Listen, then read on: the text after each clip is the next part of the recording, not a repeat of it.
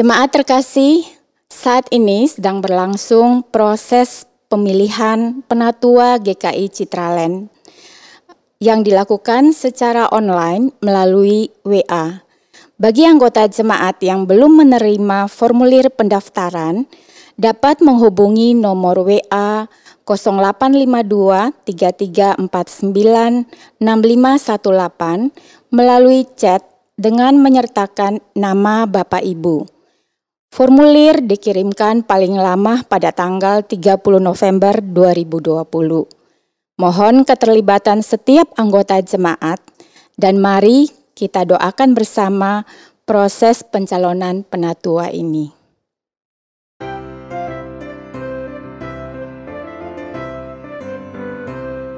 Jemaat dan simpatisan GKI Citraland yang dikasihi Tuhan. Hari Minggu tanggal 29 November, kita memasuki Minggu Advent pertama. Selama 4 minggu ini, kita akan memaknai Minggu Advent, di mana kita menantikan kelahiran Juru Selamat sekaligus kedatangannya yang kedua kali. Dalam ibadah Minggu Advent, ada tradisi penyalaan lilin saat ibadah dimulai. Untuk itu, kami mengajak jemaat untuk terlibat dalam perayaan ibadah dengan turut menyalakan lilin Advent di rumah masing-masing. Krans lilin Advent telah dibagikan kepada segenap jemaat dan simpatisan seperti ini.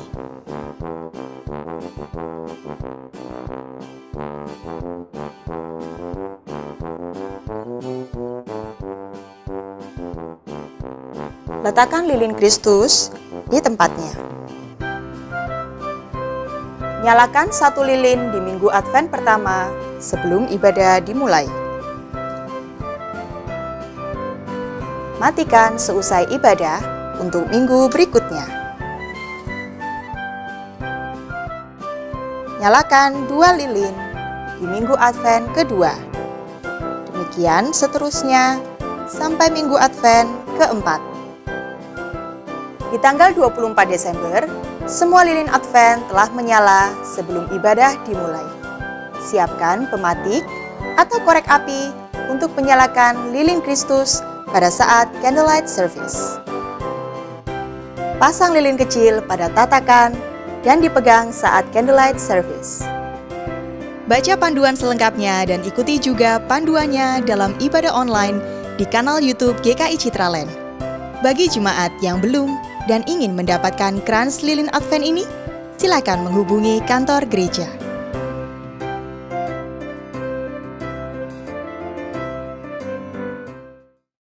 Jemaat yang terkasih dalam Tuhan Yesus Kristus, selamat memasuki liturgi Minggu Advent yang pertama, 29 November 2020, yang dilayangkan secara online oleh GKI Citraland. Ibadah ini akan dipimpin oleh Pendeta Setiadi dari GKI Emmaus Surabaya dengan tema Berdoa dan Berjagalah. Mari jemaat kita bersaat teduh sejenak.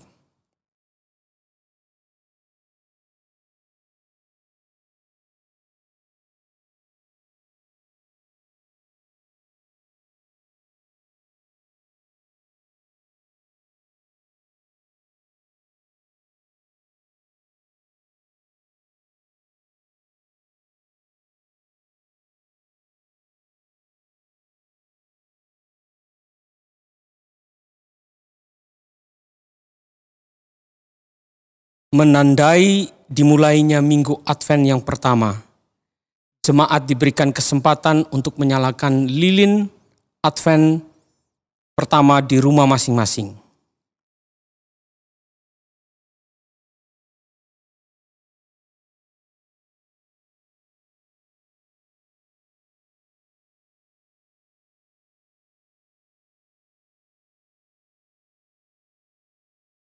Yesaya pasal 11 ayat yang ke-10 berbunyi demikian.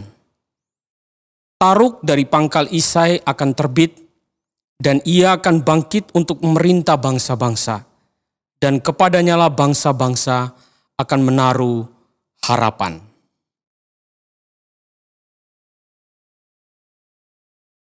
Minggu ini mengingatkan kita akan kedatangan Kristus Sang Penebus, Marilah kita menantikannya dengan penuh harap sambil mempersiapkan diri dalam pertobatan agar layak menyambut Dia.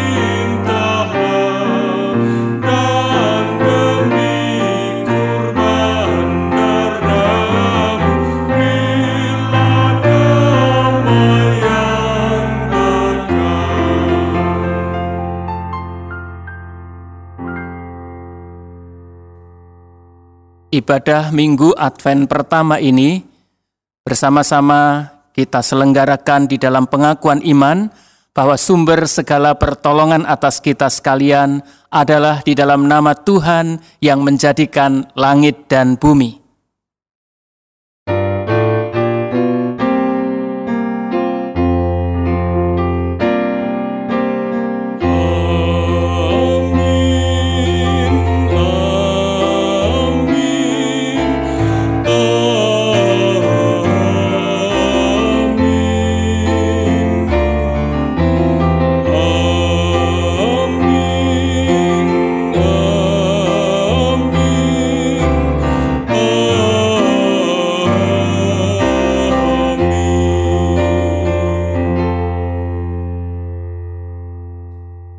Kasih karunia dan damai sejahtera menyertai saudara.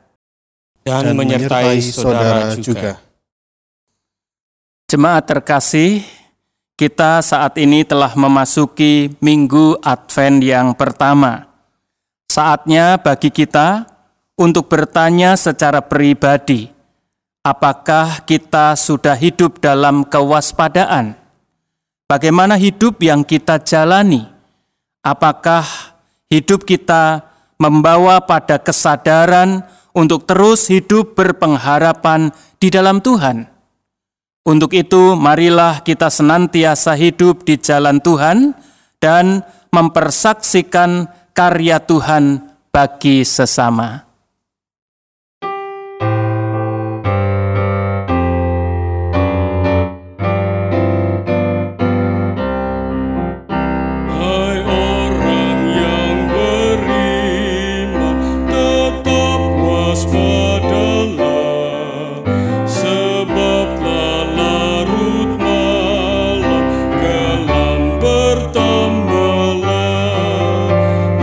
Jagalah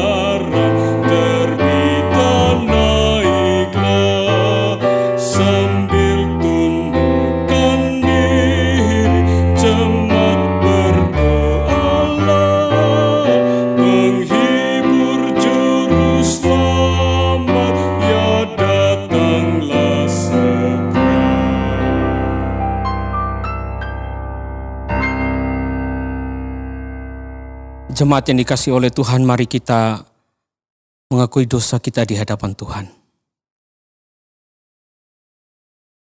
Siapakah kami ini ya Tuhan, sehingga Engkau anggap layak duduk di hadapan-Mu mengenakan sepatu? Bukankah kami ini tanah liat yang Engkau bentuk serupa dengan gambar-Mu? Terlalu mulia Engkau menempatkan kami di hadapan-Mu. Sementara kami tahu beribu dosa pelanggaran kami membuat-Mu malu. Siapakah kami ini ya Tuhan, sehingga Kau anggap layak duduk di hadapan-Mu mengenakan sepatu? Padahal kami tahu bahwa kami ini debu dan akan kembali menjadi debu. Maka jangan pandang sepatu kami ya Tuhan, sebab Engkau tahu di balik sepatu yang menutupi telapak kaki kami, ada banyak dosa yang telah kami jalani. Inilah pengakuan kami pribadi lepas pribadi atas dosa pelanggaran kami.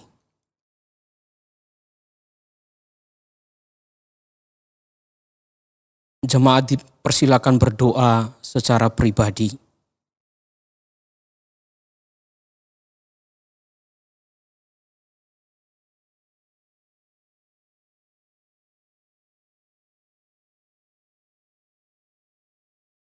Seperti sabda-Mu, saat Anak Manusia datang kembali membelah langit, lalu turun dari awan-awan gelap yang menutupi bumi. Saat semuanya itu terjadi, janganlah lupakan kami. Ya Tuhan, ampunilah dosa pelanggaran kami, dan terimalah tobat kami.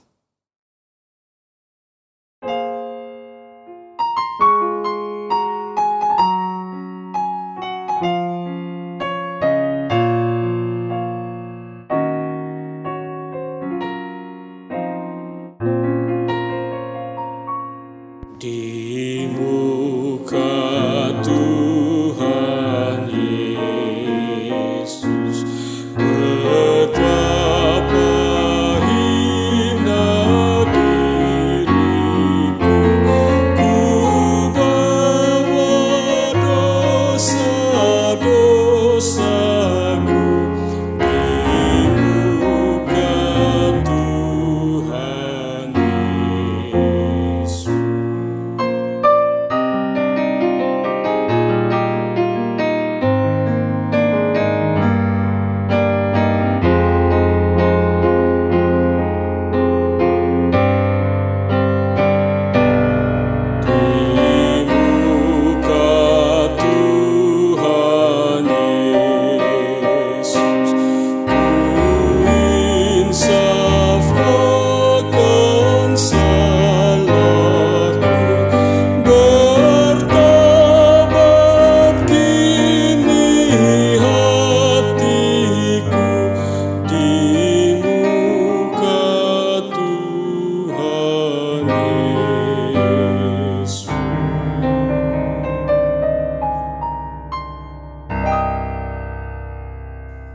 Saudara-saudara, berita anugerah terambil dari kitab 1 Tesalonika pasal yang kelima, ayat 23 dan 24.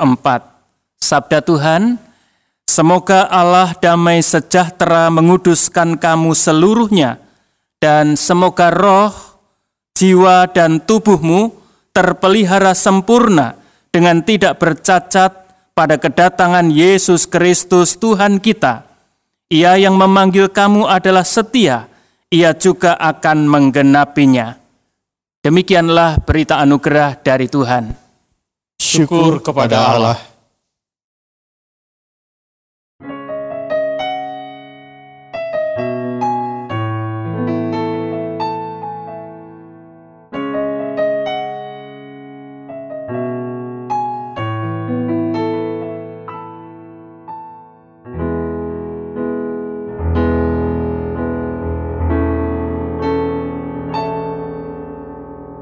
Hanya Kau tempatku berlindung,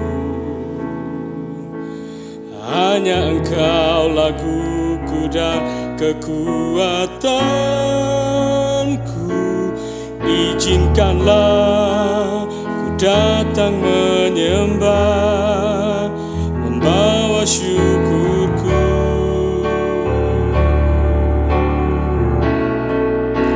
Sedalamnya hatiku kau pun tahu, dan kasih-Mu tak jauh dalam jiwaku. Di dalam kesesakan, di dalam kemenangan, ku tahu Engkau selalu bersamaku.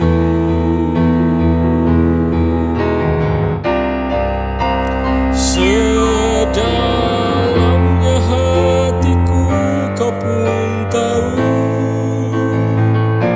dan kasih-Mu tak jauh dalam jiwaku. Di dalam kesesakan, di dalam kemenangan, ku tahu Engkau selalu bersamaku.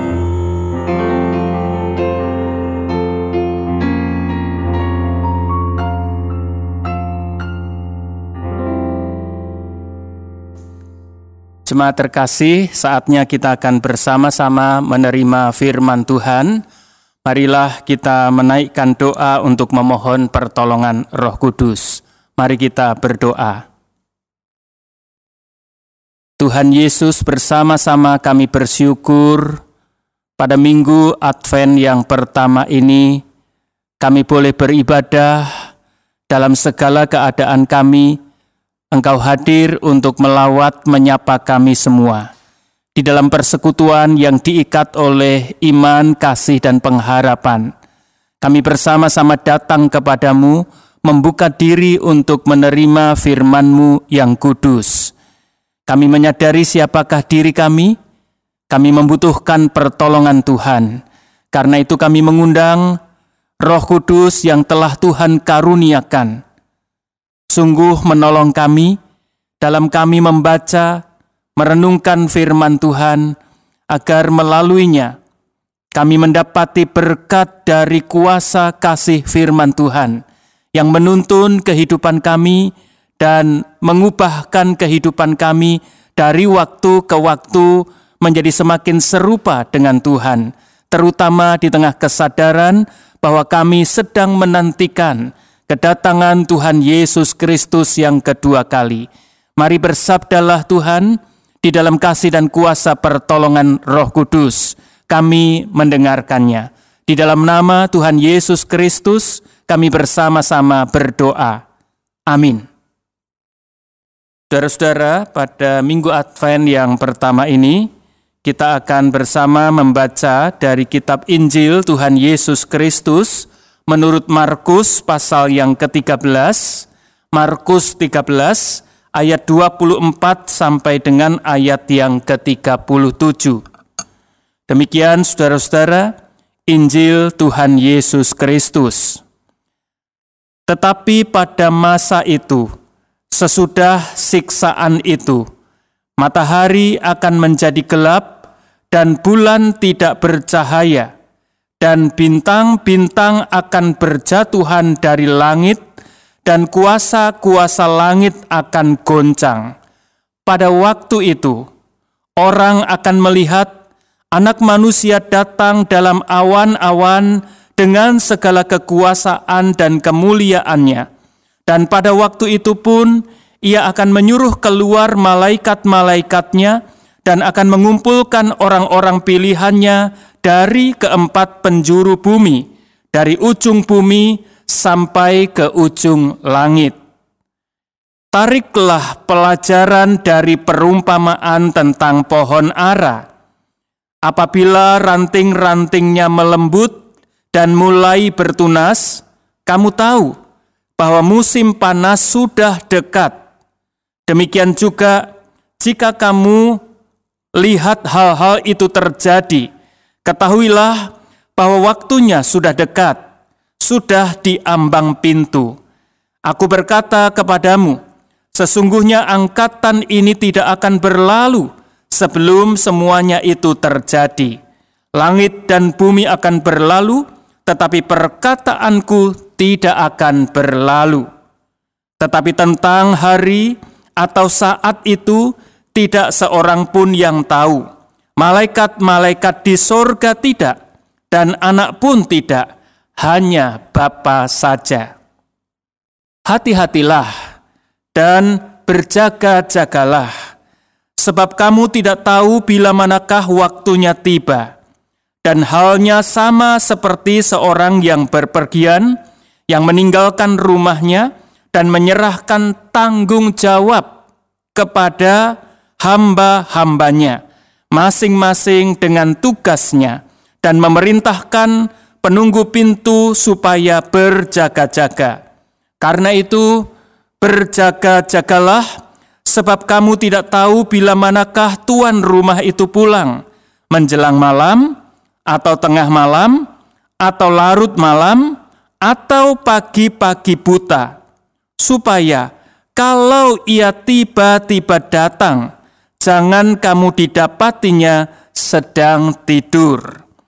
Apa yang kukatakan kepada kamu, kukatakan kepada semua orang, berjaga-jagalah.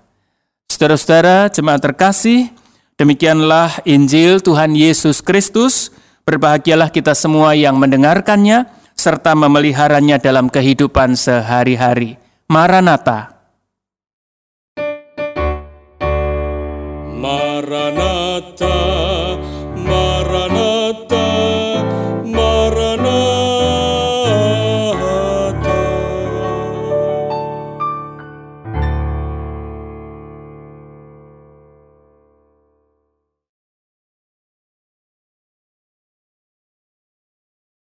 Saudara-saudara jemaat yang terkasih di dalam Kristus, saya ingin mengajak saudara-saudara untuk melihat gambar dari perumpamaan yang Yesus sampaikan dalam bacaan Injil kita saat ini, pohon ara. Saudara-saudara boleh melihat ini adalah gambar atau foto pohon ara. Kalau orang-orang pergi ziarah ke Israel, biasanya akan singgah di kota Yeriko, di mana pohon ara ini ada. Menurut keyakinan, ini adalah pohon ara yang tempo dulu itu dipanjat oleh Zakheus. Dalam nama latinnya Ficus carica, tingginya dikatakan bisa mencapai 12 meter, jadi sebuah pohon yang lumayan tinggi, daunnya lebar, dahannya menjulur ke samping, dapat tumbuh di tanah berbatu. Saudara, klasifikasi atau deskripsi tentang pohon ara ini sesungguhnya memang menunjukkan kepada kita sekalian pohon seperti apakah pohon ara ini. Pasti sebuah pohon yang sungguh dapat mengayomi kehidupan ini. Apakah burung-burung di udara, tetapi juga kehidupan umat manusia. Ia pohon yang pasti dapat tumbuh dengan mudah.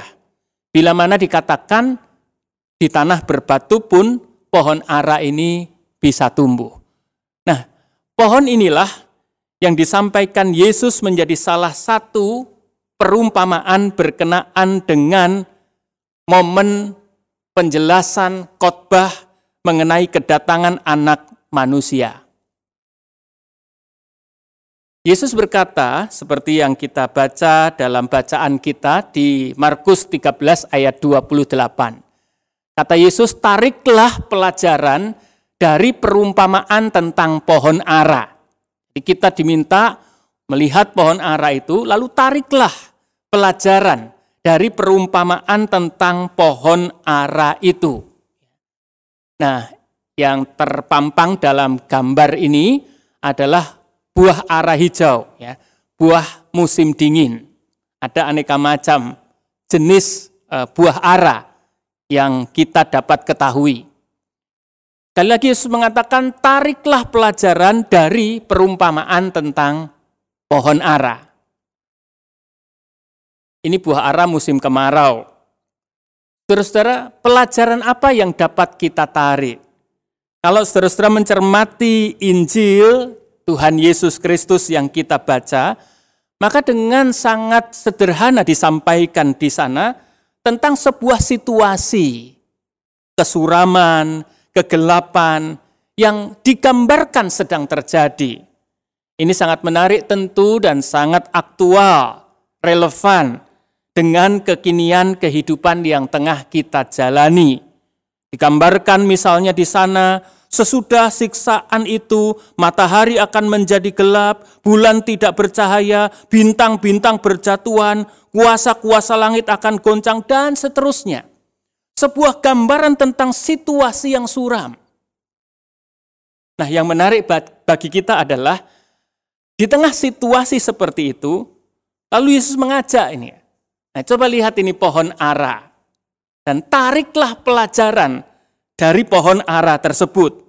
Dalam ayatnya yang ke-28, bagian B, dikatakan demikian. Apabila ranting-rantingnya melembut dan mulai bertunas, kamu tahu bahwa musim panas sudah dekat.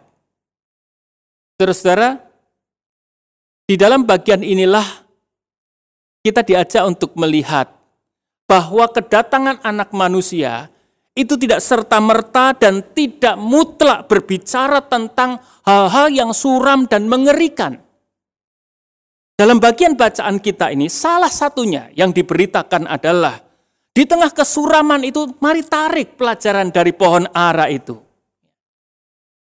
Ada sebuah pengharapan. Nah, pohon ara memang memberikan sebuah simbol tentang pengharapan. Karena ia pohon yang mudah tumbuh, pohon yang mudah hidup, di tanah berbatu sekalipun ia juga dapat hidup. Saudara-saudara, karena itulah ia sebuah gambaran pengharapan. Dalam situasi sekeras apapun, di tanah berbatu pun pohon ara ini dapat tumbuh. Karena itu saya merenungkan dan saya ingin mengajak saudara-saudara sekalian untuk menemukan. Jadi pelajaran apa yang bisa kita tarik? Kalau Yesus mengatakan mari lihat pohon ara dan tariklah pelajaran dari pohon ara itu. Pengharapan.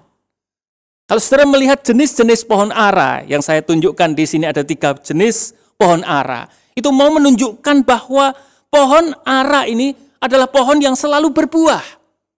Karena itu kalau sampai tidak berbuah, itu ada kisah lain, dikutuklah gitu. Karena kodratnya, hakikatnya, dalam segala musimnya, pohon ara ini akan tetap berbuah. Jadi pelajaran yang bisa kita tarik adalah selalu ada pengharapan. Dalam situasi apapun, bahkan di tengah kesuraman dan kegelapan. Itu yang dinyatakan.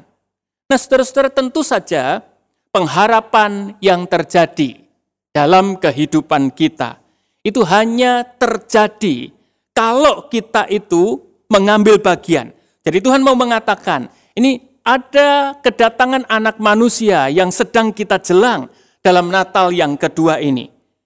Kesuraman itu tengah terjadi dalam kita menyongsong, menantikan kedatangan anak manusia itu.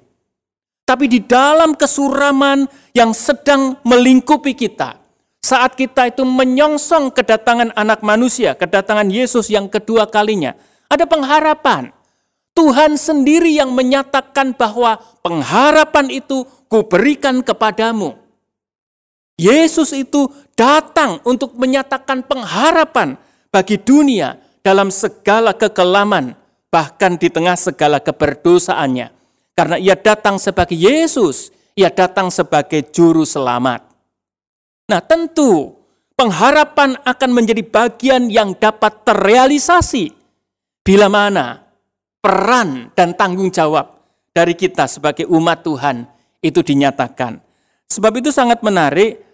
Di dalam bacaan kita tadi itu, setelah Yesus berbicara, mari menarik pelajaran dari pohon ara, bahwa di tengah segala kesuraman itu ada pengharapan, lalu Yesus memberikan nasihat. Dan nasihat ini adalah nasihat yang sangat-sangat penting dalam kehidupan kita. Apa saja nasihatnya? Saudara, kita menemukan sedikitnya ada 3 nasihat. Yang pertama dikatakan hati-hatilah.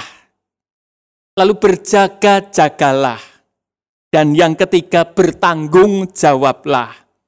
Dalam bahasa tema kita hari ini, berdoa dan berjagalah. Saudara-saudara, ini nasihat yang diberikan oleh Tuhan Yesus sendiri.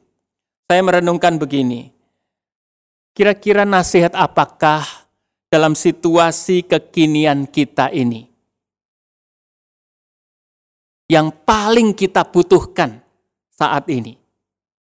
Apakah nasihat yang diperlukan oleh gereja? Apakah nasihat yang diperlukan oleh setiap kita di tengah situasi kekinian saat ini? Saya renung-renungkan apa yang dikatakan dalam bacaan kita. Nasihat yang disampaikan oleh Yesus, itulah yang sangat kita butuhkan. 3 hal dikatakan. Kehati-hatian. Terus siapa tidak menyadari bahwa dalam kekinian kita saat ini, kehati-hatian adalah sesuatu yang utama di dalam kehidupan kita saat ini. Bila kita tetap mau sehat, bila kita tetap mau dalam keadaan yang baik. Apa itu kehati-hatian? Gampangnya, cobalah mencari lawan katanya. Apa lawan kata hati-hati? Sembrono, ceroboh. Jadi Yesus memberikan sebuah nasihat. Di tengah situasi kesuraman, ada pengharapan. Bagaimana pengharapan itu dapat menjadi sesuatu yang terrealisasi dalam kehidupan kita. Kehati-hatian. Itu tidak bisa ditawar. Siapapun kita dipanggil untuk menjalani kehidupan ini dalam kehati-hatian. Justru karena kita sedang berada dalam situasi yang tidak baik. Digambarkan tadi, matahari menjadi gelap, bintang-bintang juga menjadi gelap, bulan tidak bercahaya. Terus sebuah gambaran bahwa situasinya sangat tidak baik.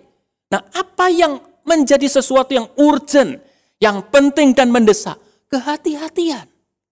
Hanya di dalam kehati-hatian itulah kita akan dapat melewati situasi yang tidak mudah itu. Situasi yang sulit itu. Yang kedua, berjaga-jagalah. Ini bicara mengenai soal kewaspadaan. Jangan lengah. Saudara, kita semua tahu kita telah menjalani situasi pandemi ini panjang. Ini Natal pertama tentu yang kita alami di tengah situasi yang sangat berubah, di tengah situasi yang sangat berbeda. Gegap gempitannya jelas terasa sangat menurun. Kita semua mengalami itu. Panjang, entah sampai kapan. Tidak ada seorang pun yang dapat menyatakan sebuah garansi kapan akan berakhir. Nah, saudara-saudara, di tengah bulan demi bulan menjalani situasi seperti ini, ada godaan untuk orang menjadi tidak lagi waspada. Ada godaan untuk orang menjadi lengah. Mungkin karena boring, bosen, mungkin karena jenuh, atau karena banyak hal yang lain. Tekanan-tekanan kehidupan yang mesti tetap harus dihadirkan. Bekerja yang tidak bisa tidak harus dilakukan. Ada godaan. Orang bisa menjadi lengah. Tidak lagi berjaga-jaga. Tidak lagi waspada. Barangkali Bapak, Ibu, dan saudara-saudara kita melihat situasi-situasi seperti itu. Sampai di dalam banyak kesempatan, kalau kita membaca koran-koran atau media cetak maupun mendengar dari media elektronik, kita acap kali mendengar tagar, corona masih ada. Kenapa? Karena orang kadang sudah kehilangan kewaspadaan. Sampai tagar, corona masih ada. Corona belum selesai, pandemi belum selesai. Tapi ada banyak orang yang mungkin sudah kehabisan tenaga, lalu tidak lagi berhati-hati. Orang kehilangan kewaspadaan, lalu menjadi lengah di dalam kehidupan ini. Saat ini saya mendengar informasi-informasi, saudara-saudara mungkin juga membaca betapa peningkatan kasus orang-orang yang terpapar COVID-19 meningkat kembali. katanya pasca libur panjang beberapa waktu lalu, dan juga demo-demo yang terjadi. Saudara, orang kehilangan kehati-hatian, orang kehilangan kewaspadaan. Nah, bila itu terjadi, bisa dibayangkan situasinya sulit, orang tidak berhati-hati, orang menjadi lengah, bisa kita bayangkan apa yang akan terjadi. Jadi pengharapan yang dikatakan oleh Yesus berkenaan dengan kedatangan anak manusia, itu akan menjadi pengharapan yang bermakna, pengharapan yang terrealisasi, pengharapan yang terwujud nyata. Satu, sebab ia datang dari pihak Tuhan. Tapi yang kedua, ia mesti dibarengi dengan sikap kita sebagai umat Tuhan. Yesus memberikan nasihat, hati-hatilah, berjaga-jagalah. Yang ketiga, tanggung jawab. Ini juga menjadi bagian yang sangat penting, tanggung jawab. Sesuai dengan yang dipercayakan kepada masing-masing. Ini menarik saudara-saudara, kepada kita Tuhan tidak pernah meminta sebuah tanggung jawab yang bukan merupakan sesuatu yang dipercayakan kepada kita. Jelas teks kita mengatakan, firman Tuhan mengatakan tanggung jawab itu sesuai dengan tugas masing-masing. Saudara punya tanggung jawab masing-masing, saya punya tanggung jawab masing-masing. Bagaimana kita itu bertanggung jawab pada tugas-tugas yang Tuhan berikan di dalam kehidupan ini. Ini sangat menarik. Mari kita lihat seberapa kita itu sungguh dapat menyatakan tanggung jawab kita. Saya mau share begini saudara-saudara, sebagai seorang hamba Tuhan, sebagai seorang pendeta, tentu berada di kerumunan, ada saatnya itu tak bisa dihindarkan karena sebuah panggilan untuk dinyatakan. Misalnya, kalau ada yang berduka cita, pelayanan kedukaan, onsite pasti bersama-sama, atau yang lainnya. Nah, bagaimana memaknai apa yang Yesus katakan ini? Ya, dilayankan sesuai tugas, sesuai panggilan, sesuai tanggung jawab. Pantang tentu untuk menolak, pantang tentu untuk menghindari apa yang harus dan mesti dilakukan sebagai sebuah panggilan yang Tuhan percayakan di dalam kehidupan ini. Tetapi juga pada saat yang sama perlu dihadirkan kehati-hatian, kewaspadaan dalam rangka mewujudkan tanggung jawab atas tugas masing-masing. Saya kalau melakukan pelayanan-pelayanan atau beraktivitas di tengah kerumunan atau di tengah orang-orang banyak, pasti menggunakan protokol kesehatan. Mengenakan masker, kalau pergi mau belanja karena sebuah kebutuhan yang tidak bisa online, harus onsite, mengenakan masker. Kalau pelayanan kedukaan, mengenakan sarung tangan. Protokol kesehatannya ketat sekali. Mungkin ada orang mengatakan, bahkan pernah saya melayani gitu ya, sepertinya saya kok menjadi orang yang aneh sendiri gitu ya. Orang cukup pakai masker, tapi saya pakai masker, pakai face shield, pakai sarung tangan. Tapi buat saya saudara-saudara, itu adalah bagian yang saya sadari, tentu bersama-sama dengan majelis jemaat dan jemaat di mana saya berbasis pelayanan. Itu adalah bagian yang saya sadari sebagai sebuah tanggung jawab. Mengapa setiap kali saya sampai ke rumah, pasti saya akan menanggalkan pakaian yang saya pakai, sepatu, mandi dulu. Karena saya punya, di rumah saya ada mama saya yang sudah berusia senior, berusia lanjut. Kehati-hatian, kewaspadaan, tanggung jawab. Itu bukan terkait dengan diri sendiri, tapi juga terkait dengan orang lain. Jangan sampai karena saya tidak hati-hati, lalu saya menimbulkan kesulitan bagi orang lain. Jangan sampai karena saya tidak waspada, tidak berjaga-jaga, lalu orang lain mengalami masalah. Jangan sampai karena saya kurang bertanggung jawab, lalu kehidupan menjadi menderita karenanya. Itu menjadi sangat penting. Kadang orang berpikir kehati-hatian itu untuk diri sendiri saja. Kewaspadaan, berjaga-jaga itu untuk diri sendiri saja. Tanggung jawab itu untuk diri sendiri saja. Di dalam konteks kedatangan anak manusia, saudara lihat semua bangsa-bangsa pun dikatakan di sana. Itu sebabnya apa yang menjadi nasihat dari Tuhan Yesus Kristus ini adalah bagian yang sesungguhnya gereja. Saudara-saudara dan saya perlu terus perjuangkan, terus perlu kita rawat semata-mata demi sebuah pengharapan. Selama kita masih memandang, selama kita masih meyakini bahwa kedatangan anak manusia yang kita nantikan, kedatangan Yesus Kristus di Natal yang kedua yang kita nantikan adalah sebuah pengharapan. Selama kita memiliki sebuah pengharapan untuk dapat melewati situasi suram dalam kedatangan anak manusia yang kedua, Yesus yang kedua kali, saya yakin kekuatan untuk tetap berhati-hati, berjaga-jaga, dan bertanggung jawab adalah bagian yang akan mengalir dalam kehidupan ini, dan dengan rela, dengan syukur, dengan sukacita kita melakukannya. Seluruh bagian ini adalah perwujudan bagian yang menyatakan betapa kita sangat menyadari kita butuh selalu terhubung dengan Tuhan. Itu sebabnya dalam rumusan tema kita, satu kata, berdoa dan berjagalah.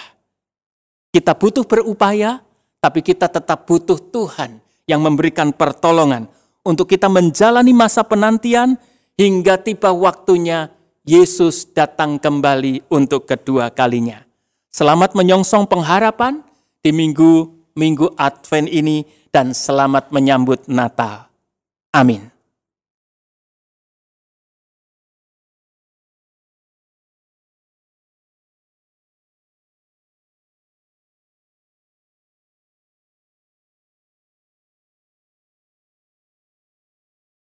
Marilah kita bersama-sama dengan umat Allah di masa lalu, masa kini, dan masa depan dengan mengingat pengakuan iman pada baptisan kita menurut pengakuan iman rasuli. Aku percaya kepada Allah, Bapa yang Maha Kuasa, Khalik langit dan bumi, dan kepada Yesus Kristus, Anaknya yang tunggal Tuhan kita, yang dikandung dari Roh Kudus, lahir dari anak darah Maria, yang menderita sengsara di bawah pemerintahan Pontius Pilatus, disalibkan, mati dan dikuburkan, turun dalam kerajaan maut, pada hari yang ketiga bangkit pula dari antara orang mati, naik ke surga, duduk di sebelah kanan Allah, Bapa yang Maha Kuasa, dan dari sana Ia akan datang untuk menghakimi orang yang hidup dan yang mati. Aku percaya kepada Roh Kudus, gereja yang kudus dan am, persekutuan orang kudus, pengampunan dosa, kebangkitan orang mati, dan hidup yang kekal. Saudara-saudara, marilah sekarang kita mempersekutukan diri untuk bersama-sama menaikkan doa syafaat. Mari kita berdoa. Tuhan Yesus, terima kasih kami sudah boleh menerima firman-Mu.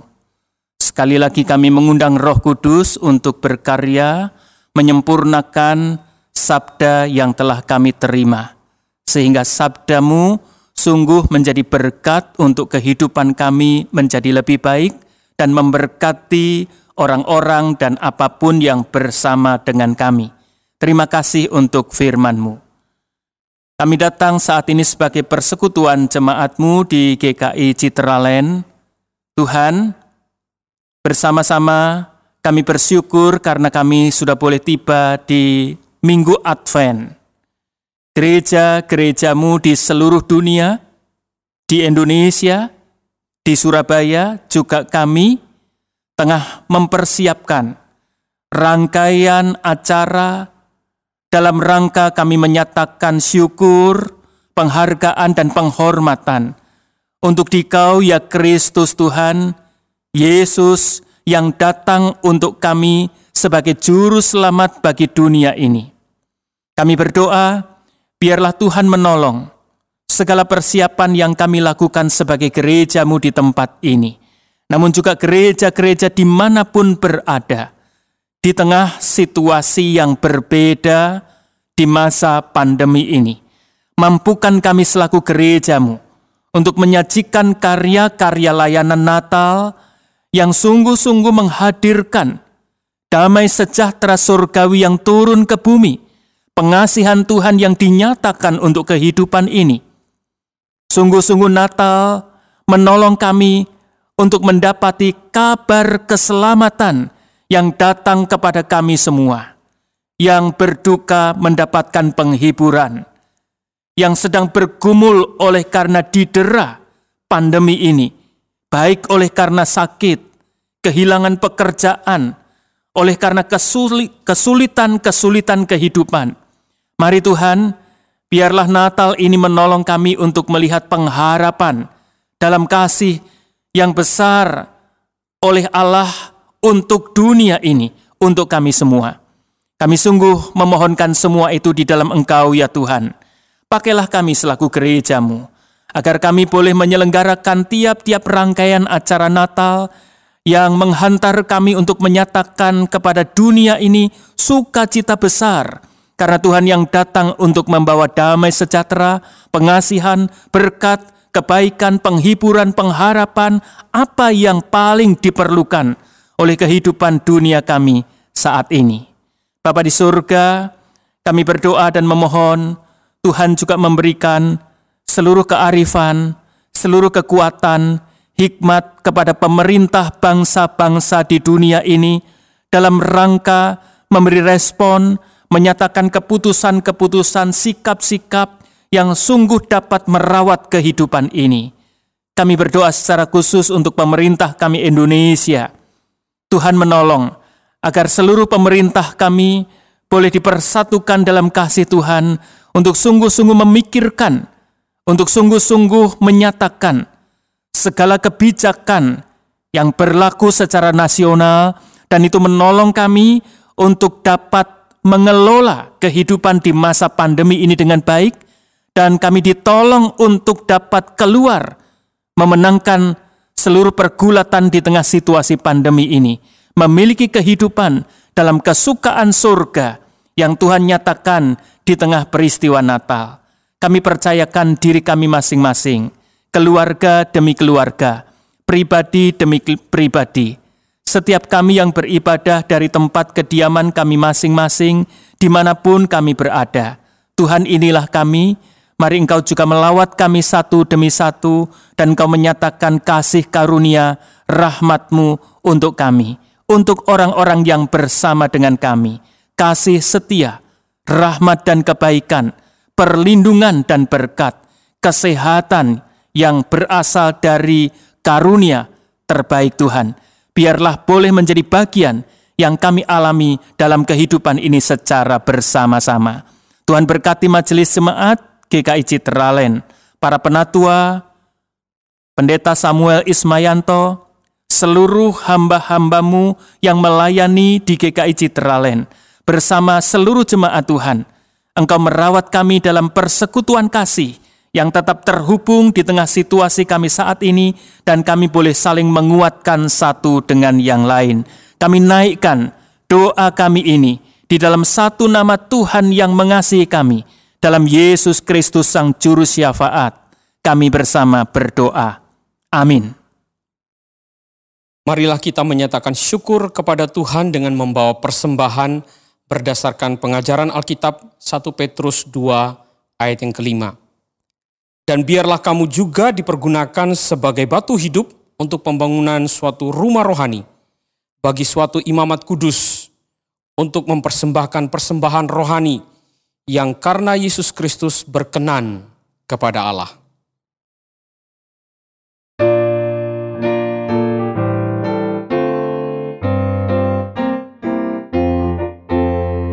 Bawa persembahanmu dalam rumah Tuhan dengan rela hatimu, janganlah jemu.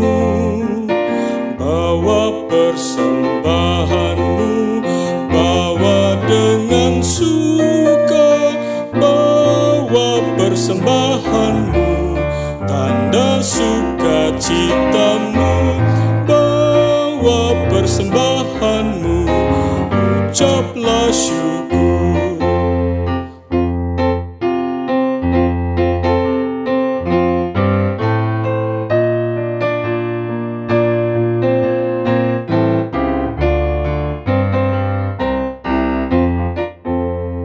Persembahkan dirimu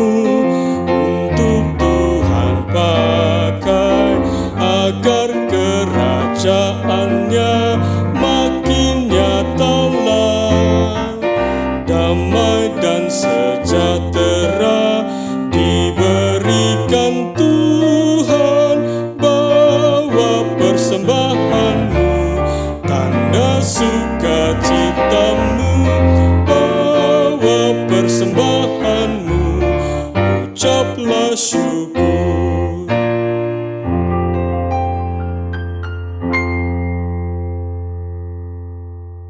Mari kita membawa persembahan kita di dalam doa. Bapa yang Maha Kasih, kami bersyukur bahwa Engkau berikan kesempatan bagi kami untuk mengumpulkan persembahan. Kiranya persembahan yang terkumpul mengingatkan bahwa hidup kami adalah milik-Mu. Semua yang ada di dalam diri kami adalah dari Engkau. Sehingga kami boleh mempersembahkan persembahan yang hidup setiap saat di hidup ini.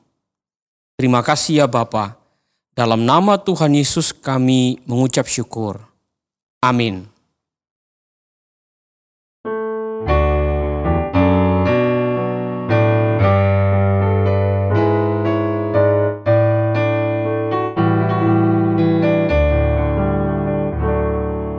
Yesus ku juru selamatku, Tuhanku mukalisku, tumpuan pengharapanku dan perisai perlindunganku. Tatkala hidupku sendu dan hatiku gundah pilu, Tuhanku Yesusku seru dan jiwaku tenang dan teduh. Setiap langkahku tempuh kota oleh Tuhanku. Setiap hasratku gelut, ku tanya Tuhanku. Ke dalam kasih penebus ku berserah selalu. Tiada lagi takutku walau hidup penuh seteru. Arahkanlah hatimu kepada Tuhan dan pandanglah dunia. Kami mengarahkan hati kepada Tuhan dan memandang dunia. Jadilah saksi Kristus. Kami siap menjadi saksinya, Terpujilah Tuhan. kini dan selamanya. Sekarang saudara-saudara bersama-sama terimalah berkat Tuhan. Tuhan memberkati engkau dan melindungi engkau.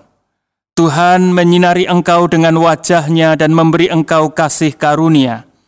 Tuhan menghadapkan wajah-Nya kepadamu dan memberi engkau damai sejahtera. Maranatha. Amin.